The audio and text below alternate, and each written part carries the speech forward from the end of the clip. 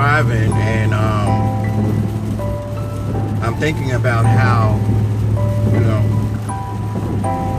to stay calm at times. You know, I know anybody know me, you know, when I'm in church, and I'm so excited, and I'm so hyped. You know what I'm saying? I even been called a hype man before at church, but so I get so excited. So I'm trying to learn how to stay calm when I'm either, you know, ministering or telling somebody about God. I'm trying to learn, so I'm doing this video because I'm trying to learn how to stay calm and not be excited, you know. So I'm just, you know,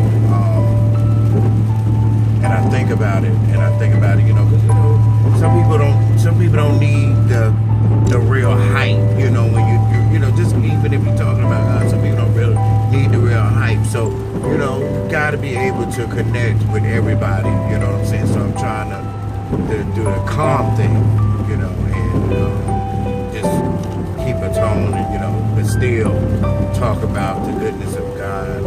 And so I'm trying that, but see, then I start thinking, and I'm like, well, why do I be so excited? You know what I'm saying?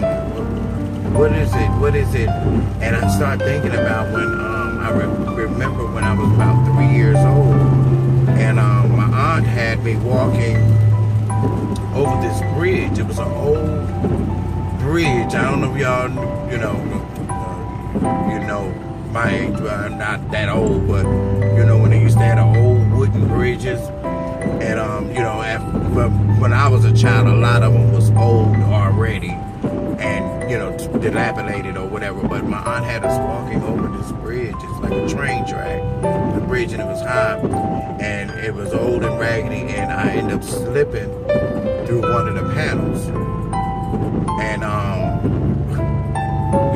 slipping through one of the panels, and it's nothing but ground all the way down under there. And so happened my brother was there. My brother grabbed my hand and held me, and, you know, let me get up, and I started thinking about that, and that was like one good old time when God saved me, you know.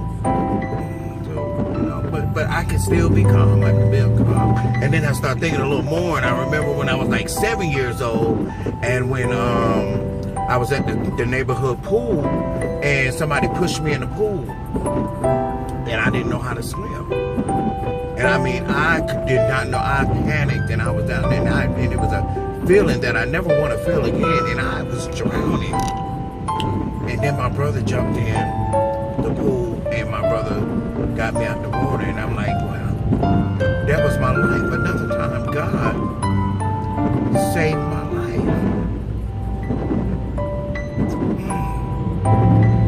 So then I started thinking a little more. I'm like, you know what, David, go down memory lane. So then I started thinking, and I remember when I was about probably about 16, 17, had my first car, and I was just dropped the co-worker off, and as I was pulling out of her driveway and getting ready to head towards my home, a pickup truck came just out of nowhere flying and smashed directly head on into my car.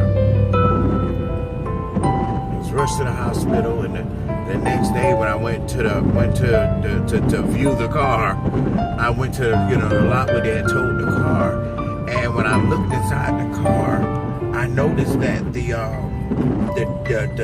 floorboard was touching the dashboard. The car was bent where the floorboard was touching the dashboard.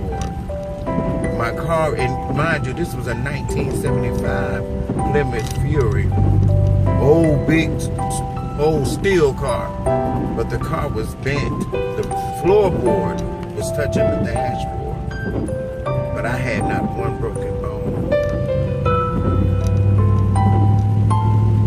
God saved me.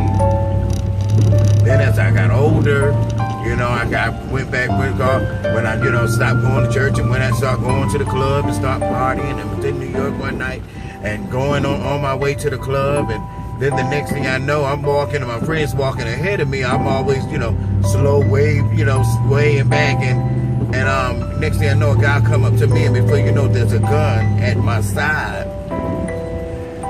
telling me to give my money or he about to blow me away. And I'm still alive.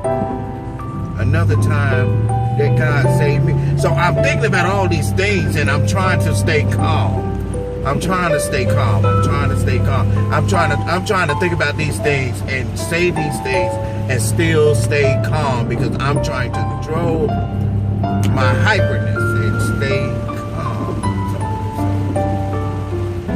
But then I go on and I start thinking more, and I'm thinking about, you know, my life, you know what I'm saying, and, you know, in the streets.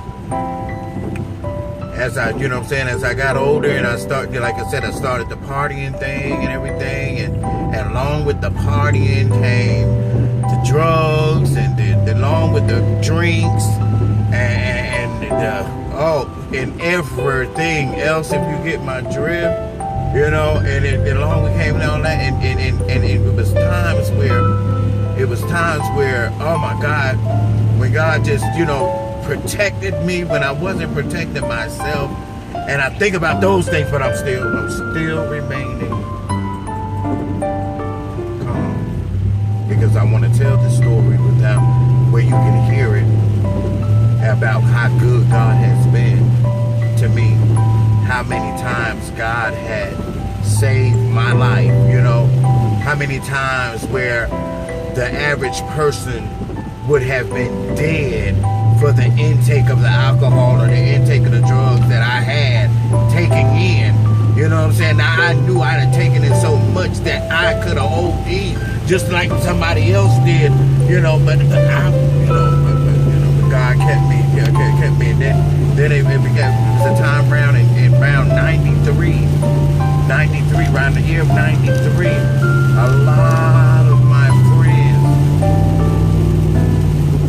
a lot of my friends began to die, and a lot of them died through the AIDS epidemic. A lot of them died, and I mean, they were just dropping one after another. And these are all the people that I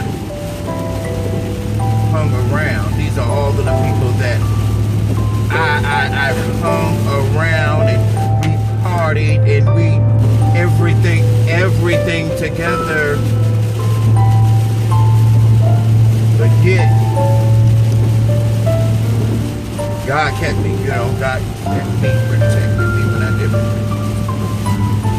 Kept me from ODing, kept me from ODing. And then in my latter years, you know what I'm saying, God did it, you know, not just the bad thing, then it's something that just start manifesting in my life, you know what I'm saying, or going back to school and getting involved in church, and then you know what I'm saying, getting better and then being able to be a owner of a business and things, and you know what I'm saying, to have my own business, you know, already going to school, and before I could even graduate, I had my own restaurant.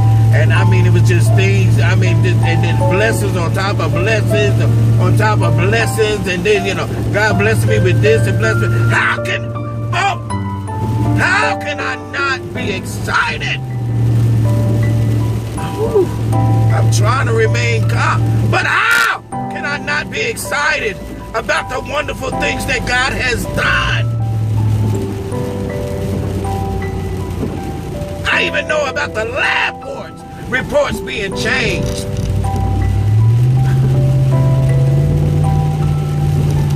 How can I not be excited? And I ain't even told you everything.